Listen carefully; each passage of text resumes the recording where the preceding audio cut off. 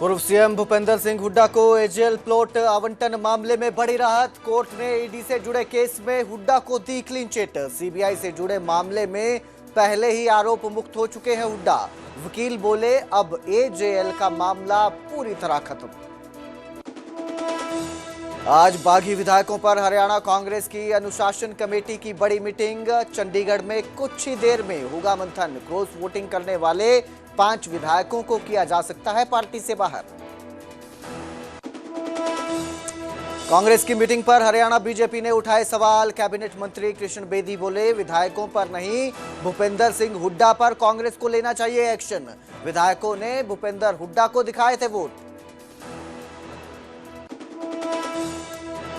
चंडीगढ़ में बीजेपी दफ्तर के बाहर ब्लास्ट के बाद हरियाणा कांग्रेस अलर्ट। डीजीपी अजय सिंघल को चिट्ठी लिखकर मांगी सुरक्षा। लिखा सेक्टर 9 में कांग्रेस दफ्तर की सुरक्षा बढ़ाई जाए। प्रदेश अध्यक्ष राव नरेंद्र सिंह की सुरक्षा का दिया हवाला। हरियाणा में एलपीजी की सप्लाई को लेकर सभी जिलों में बने कंट्रोल रूम। सरकार ने हेल्पलाइन नंबर भी किए जारी। सुबह 8 बजे से रात 8 बजे तक सुनी जाएगी समस्या। पंचकुला नगर निगम के 160 करोड़ रुपए के बैंक फ्रॉड मामले में निगम का अधिकारी गिरफ्तार। तत्कालीन अकाउंट ऑफिसर को एसीबी ने पकड़ा। निगम के फर्जी अकाउंट वाले फॉर्म पर लगाई थी मुहर। हरियाणा पुलिस में बड़ा प्रशासनिक फेरबदल। 24 आईपीएस और 5 एचपीएस अधिकारियों के किए तबादले। अर्पित जैन को बनाया गया नू का एसपी। गौरव राजपुरोहित रोहतक के एसपी लगाए गए। इस न्यूज हेडलाइंस के प्रायोजक पतंजलि गाय का घी, माँ का भरोसा, प्यार से परोसा।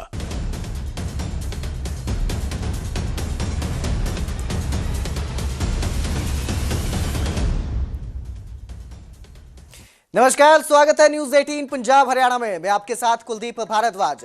हरियाणा प्राइम की शुरुआत करेंगे पूर्व मुख्यमंत्री भूपेंद्र सिंह हुड्डा के साथ, जिनको बड़ी राहत मिली है।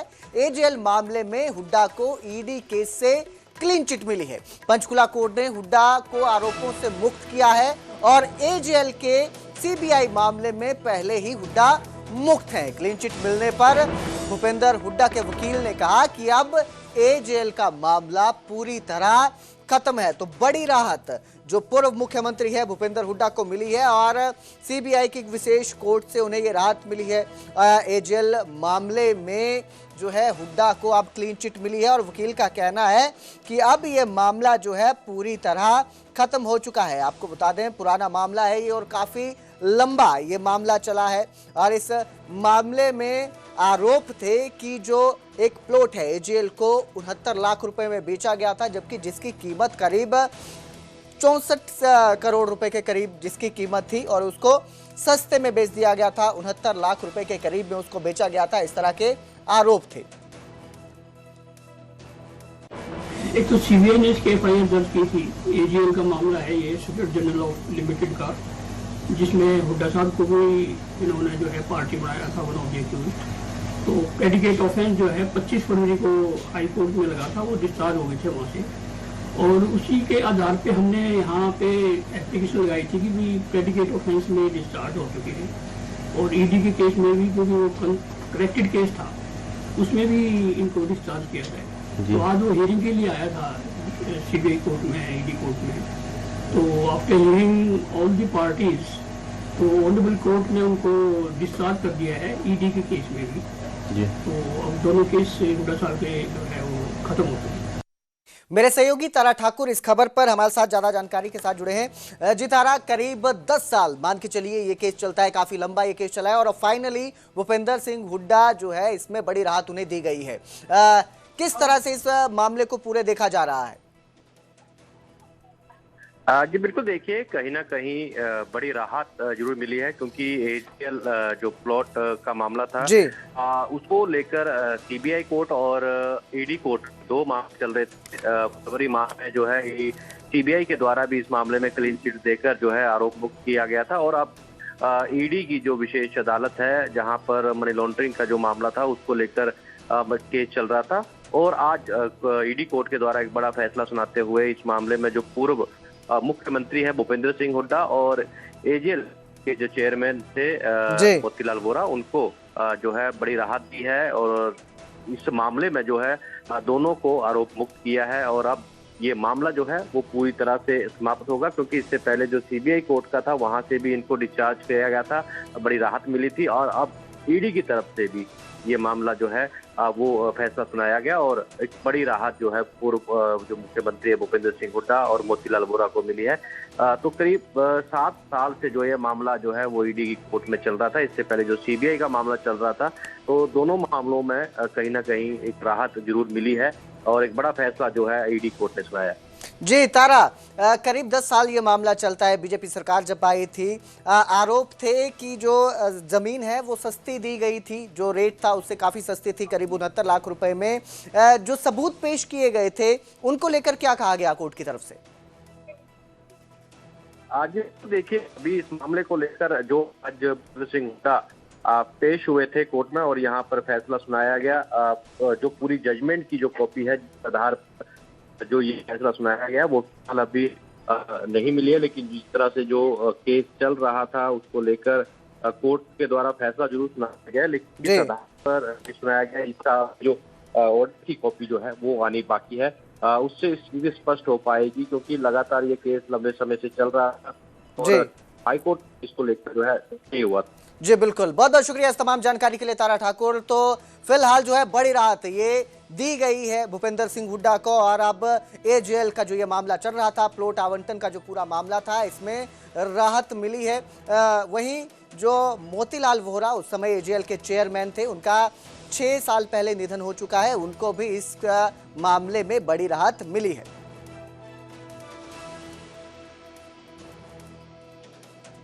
तो वहीं अब से कुछ ही देर में हरियाणा कांग्रेस अनुशासन कमेटी की मीटिंग होगी और चंडीगढ़ में कांग्रेस अनुशासन कमेटी की इस बैठक में क्रॉस वोटिंग करने वाले विधायकों पर फैसला लिया जाएगा। बागी विधायकों को पार्टी से बाहर का रास्ता दिखाया जा सकता है। तो कुछ ही देर में पार्टी में जो है इस पर मंथन होगा, चर्चा की जाएगी, क्योंकि कुछ ही समय में यह बैठक शुरू होगी। कांग्रेस अनुशासन कमेटी की यह बैठक है और राज्यसभा चुनाव में जिस तरह 5 विधायकों ने क्रॉस वोट किया था, उसके बाद कांग्रेस के अंदर अंदरूनी क्लेश देखने को मिला और कांग्रेस के अंदर से ही विधायकों की मांग उठी कि जिन्होंने भी पार्टी के साथ गद्दारी की है उन्हें पार्टी से बाहर निकाल दिया जाना चाहिए। जिसके बाद लगातार मंथन किया जा रहा है इस को लेकर कि किस तरह फैसला लिया जाए, क्या उन्हें पार्टी से बाहर निकाला जाए या अंदर ही रखना है, पार्टी में ही बनाए रखना है। इसके साथ ही जो पार्टी है उसने नोटिस भी जारी किया था अपने 5 विधायकों को कि जवाब मांगा था कि आखिर उन्होंने क्रॉस वोटिंग क्यों की। इसको लेकर 3 विधायकों ने अपना जवाब पेश कर दिया है, जबकि 2 विधायकों ने अभी तक अपना जवाब नहीं दिया है कि क्यों उन्होंने क्रॉस वोटिंग की। और अब जो है ये उम्मीद जताई जा रही है कि जिस तरह अनुशासन की बात कांग्रेस में की जा रही है कि अनुशासन बनाए रखना है पार्टी के अंदर, लेकिन अनुशासन फिलहाल कहीं भी दिख नहीं रहा है। अब क्या फैसला लिया जाता है ये बहुत अहम हो गया है, क्योंकि अगर बागी विधायकों को पार्टी से बाहर का रास्ता दिखाया जाता है तो पार्टी के अंदर जो विधायक हैं वो कहीं ना कहीं इस फैसले से खुश जरूर होंगे, क्योंकि ये मांग उन्हीं की तरफ से उठाई जा रही है कि जिन्होंने भी पार्टी के साथ गद्दारी की है उन्हें बाहर निकालना चाहिए, ताकि भविष्य में भी, आने वाले समय में भी बाकी जो लोग हैं उनको भी अनुशासन में रहना पड़े और उन्हें पता हो कि अगर वो अनुशासन से बाहर जाकर या पार्टी के बाहर जाकर अगर कुछ करते हैं तो उनके खिलाफ कड़ी कार्रवाई की जा सकती है। लेकिन अब देखना यह है कि जो थोड़ी देर में बैठक होगी कांग्रेस अनुशासन कमेटी की, उसमें क्या फैसला लिया जाता है। क्या बागी विधायकों को पार्टी से बाहर निकाला जाता है, जो पार्टी के अंदर विधायक हैं उनकी मांग है उसको पूरी किया जाता है या नहीं।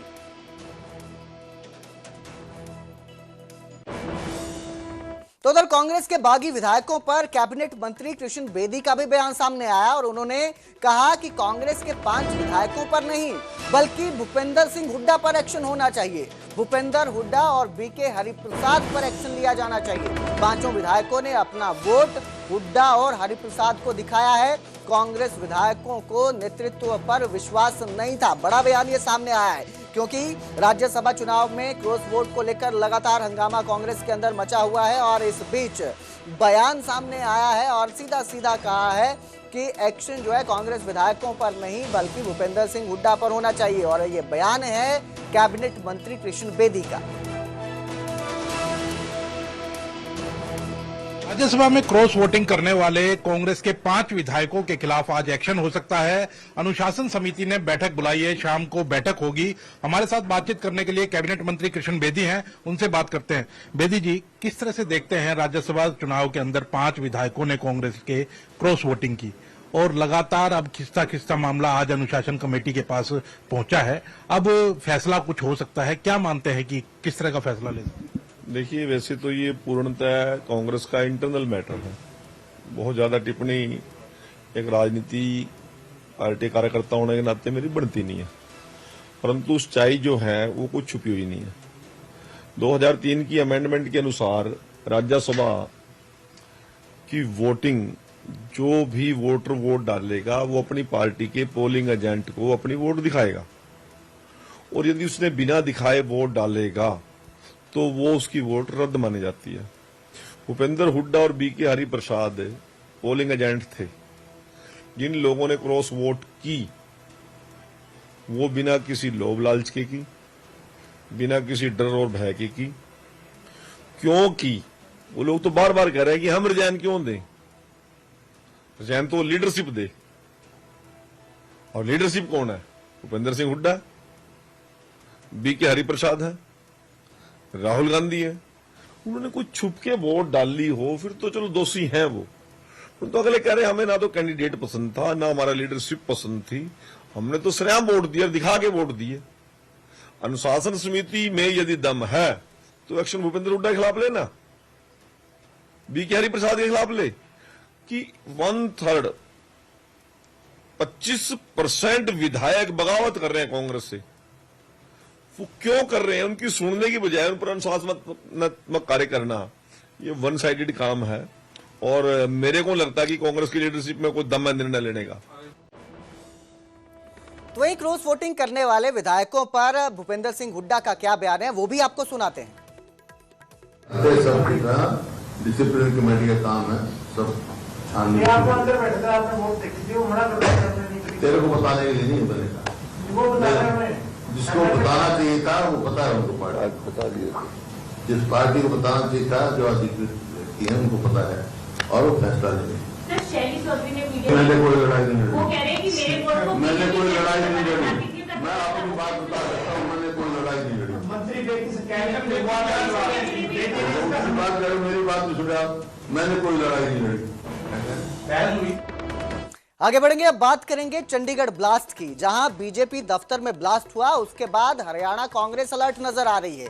कांग्रेस ने हरियाणा डीजीपी से सुरक्षा की मांग की है, सुरक्षा बढ़ाने की यह मांग की गई है। डीजीपी अजय सिंघल को हरियाणा कांग्रेस ने पत्र लिखा, चंडीगढ़ कांग्रेस दफ्तर की सुरक्षा बढ़ाने की मांग की है। प्रदेश अध्यक्ष राव नरेंद्र सिंह की सुरक्षा का भी हवाला दिया गया है। चंडीगढ़ के सेक्टर 9 में कांग्रेस का दफ्तर है और जिस तरह से चंडीगढ़ में ब्लास्ट हुआ बीजेपी के दफ्तर के बाहर सेक्टर 37A में, वहीं पर इसके बाद अब बीजेपी के दफ्तर पर हमला होने के बाद कांग्रेस में भी डर दिखाई दे रहा है और कांग्रेस ने सुरक्षा बढ़ाने की मांग की है। हरियाणा कांग्रेस ने जो है पत्र लिखा है डीजीपी को और मांग की है कि सुरक्षा बढ़ाई जाए।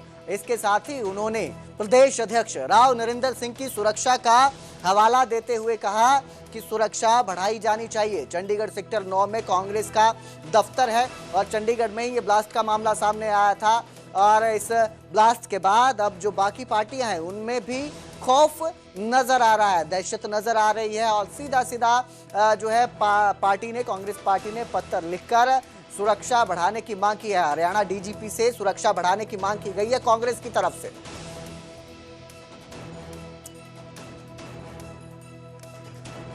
वहीं पंचकुला में हुए 160 करोड़ रुपए के बैंक फ्रॉड मामले में एक और गिरफ्तारी हुई है। पंचकुला नगर निगम का तत्कालीन अकाउंट ऑफिसर गिरफ्तार किया गया है।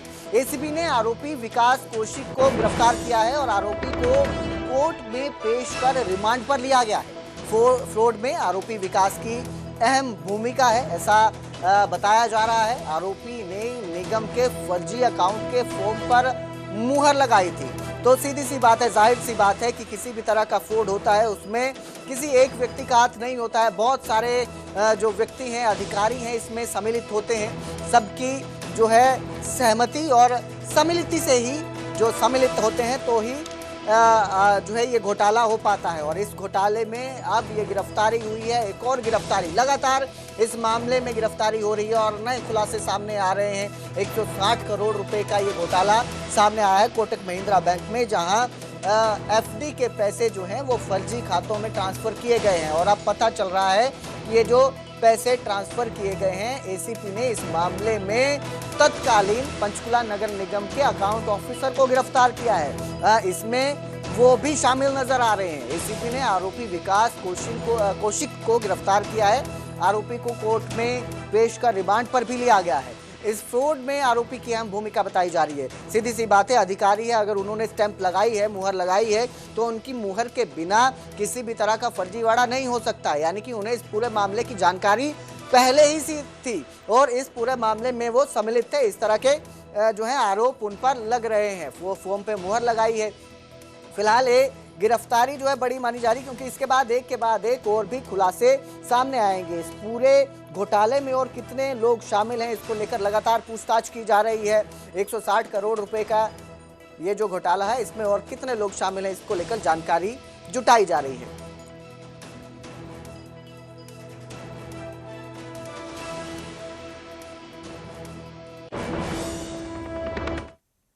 तो वहीं अब जिक्र करेंगे गेहूं की खरीद का। हरियाणा में गेहूं की खरीद को लेकर अब सियासत तेज होने लगी है। कांग्रेस ने खरीद के नए नियमों को लेकर गोहाना में विरोध प्रदर्शन किया। इस दौरान पुराने नियमों के तहत गेहूं की खरीद करने की मांग की गई। वहीं एसडीएम गोहाना को इसको लेकर मुख्यमंत्री के नाम ज्ञापन भी सौंपा गया। इस विरोध प्रदर्शन में कांग्रेस विधायक इंदुराज नरवाल भी शामिल हुए।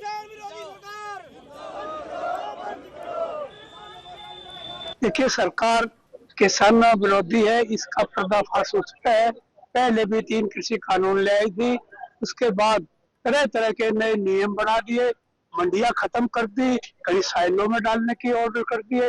तो ये किसानों पर कहीं पोर्टल नियम लागू कर दिया। किसान अनपढ़, किसान पोर्टल का क्या समझे इन बातों को। ये सारी बातें जो है किसान विरोधी है। जो नियम है व्यवहारिक नहीं है। व्यवहारिक क्यों नहीं है? न 3-4 पैरामीटर आपने तय करे हैं। नंबर प्लेट का पैरामीटर है, बायोमेट्रिक का पैरामीटर है, इनका रिप्रेजेंटेटिव 3 आप मनोनीत कर सको वो पैरामीटर है। इसके अलावा जो टाइमिंग का पैरामीटर है 6 से लेकर 8 बजे तक का, ये बिल्कुल भी अव्यवहारिक, ये सारे कोई भी व्यवहारिक नहीं है, सारे अव्यवहारिक हैं ये मापदंड। मैं आपको एक बात बताऊं, जब आप व्यवहारिकता देखोगे, फॉर एन एग्जाम्पल, ये सारी की सारी जब वेरिफिकेशन आप गेट के ऊपर करने का काम करोगे, रजिस्ट्रेशन देखने का काम करोगे, बायोमेट्रिक लगवाओगे, एक आदमी का प्रोसेस में कम से कम 5 से 7 मिनट का समय लग जाएगा। दूसरा, मेरा एक सवाल है बीच में, अगर कोई भी वेरिफिकेशन किसी भी किसान भाई की इनकम्प्लीट रही या जो भी उनके मापदंड थे उन पर खरे ना उतर पाए, आप 1-2 ट्रैली और ट्रैक्टर का पाछा जोड़ रहे हैं, आप उल्टी करवा दोगे उसने। तो वहीं किसानों के मुद्दे पर भूपेंद्र सिंह हुड्डा ने भी सरकार पर निशाना साधा। मंडियों में गेहूं की खरीद से किसान खुश नहीं है, ऐसा भूपेंद्र सिंह हुड्डा का कहना है। तो बड़ी खबर आपको दे रहे हैं, क्योंकि किसान जो है वो प्रदर्शन कर रहे हैं और वहीं इस मुद्दे पर अब नेता प्रतिपक्ष भूपेंद्र सिंह हुड्डा ने भी सरकार पर निशाना साधा है। मंडियों में गेहूं की खरीद से किसान खुश नहीं है, ऐसे आरोप भूपेंद्र सिंह हुड्डा ने लगाए हैं। साथ ही किसान को कैदी बनाने का काम किया गया है, ऐसा भी भूपेंद्र सिंह हुड्डा का कहना है। उन्होंने कहा कि ओलावृष्टि से फसल खराब हुई लेकिन गिरदावरी नहीं हुई।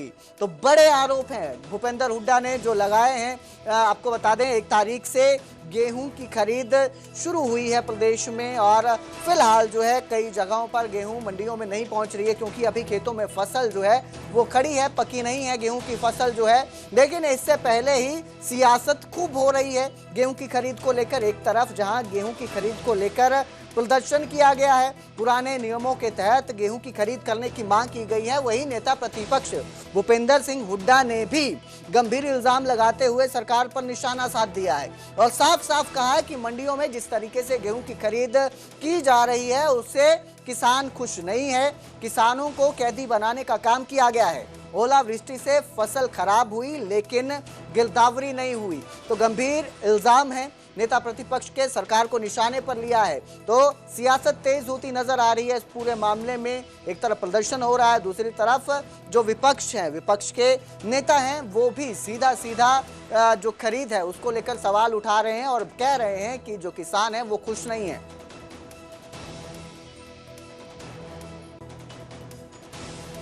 रिपोर्ट आई है, किसान की परेशानी ये तो और कुछ नहीं मिल रहा है।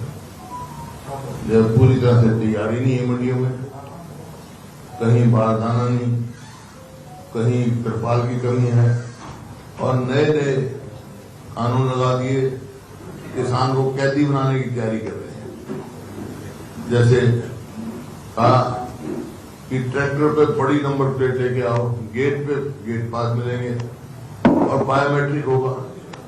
ऐसी शर्तें लगा रहे हैं कि किसान मंडी से बाहर ही सस्ता बेचते चले जाए। मतलब ये एक और घोटाला होने जा रहा है।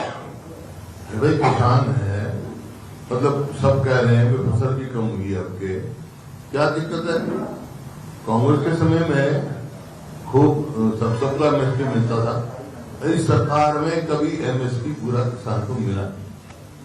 अब अभी ओलावृष्टि हुई है, जगह जगह बारिश हुई है, बड़ा भारी नुकसान हुआ है।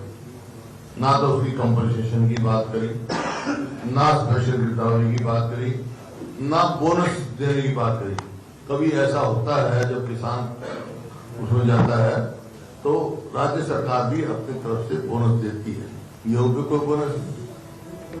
तो उधर खरीद को लेकर विपक्ष के प्रदर्शन पर कृषि मंत्री का जवाब भी सामने आया और उन्होंने कहा कि किसानों की समस्या को लेकर विपक्ष मुझसे मिले, सरकार के सामने अपनी बात रखे जो विपक्ष है, और साथ ही सरकार किसानों के हितों के लिए प्रतिबद्ध है। साफ तौर पर सीधा सीधा कहा जा रहा है कि मंडियों में किसानों की सुविधा के लिए पूरी व्यवस्था की गई है, लेकिन अगर विपक्ष को कोई भी आपत्ति है, किसी भी तरह की समस्या आ रही है, तो वो मिले उनसे और अपनी बात विपक्ष जो है उनके सामने रखे।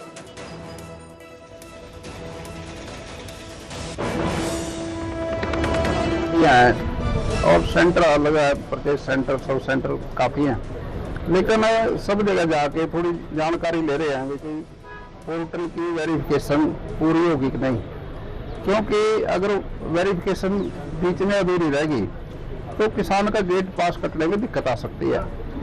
इसलिए सब जगह 100% वेरिफिकेशन होनी चाहिए मंडियों की। सेक्रेटरी साहबान, डीसी साहबान, जिला के जो इंचार्ज हैं, उसमें एसडीएम भी है, तहसीलदार भी है, सब लोग लगे हैं। और ये जानकारी मिल रही है अभी 100% भी हो गए, कहीं 80-85%, कहीं 90% है, लेकिन पूरा होना चाहिए काम ही है।